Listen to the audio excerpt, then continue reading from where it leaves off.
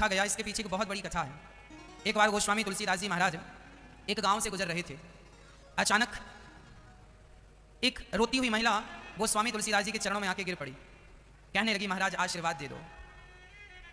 तो गोस्वामी तुलसीदास जी ने कह दिया जाओ सदा सुहागिन रहो।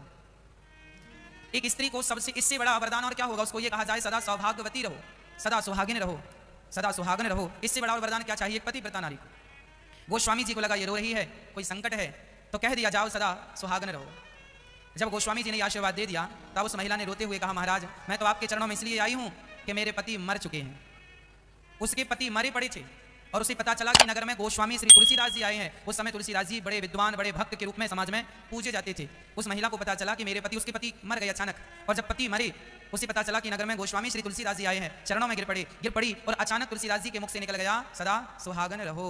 अब तो चक्कर में पड़ गए बाबा जी, महाराज आपने मुझे सुहागन का वरदान दिया है और मेरे पति तो मर चुके हैं, उनकी अर्थी उठने वाली है, नगर इकट्ठा हो चुका है, अर्थी सजाई जा रही है।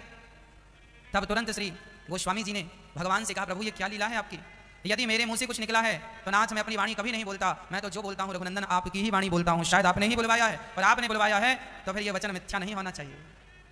यदि एक भक्त का वचन मिथ्या चला जाता है ना माँ तो भगवान पर उंगलियां खड़ी हो जाती हैं, विश्वास पर संदेह होने लगता है। और मैं आपसे कह चुका हूं कि भगवान कभी विश्वास को टूटने नहीं देते, भगवान सदा भक्तों के विश्वास की रक्षा करते हैं।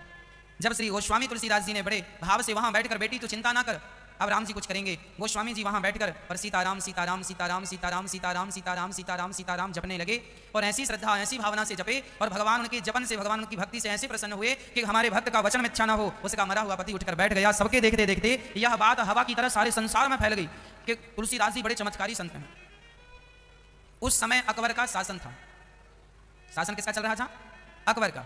जब यह बात अकबर को पता लगी कि हिंदू धर्म के कुछ संतों ने इतना बड़ा चमत्कार किया कि मुर्दे को जिंदा कर दिया,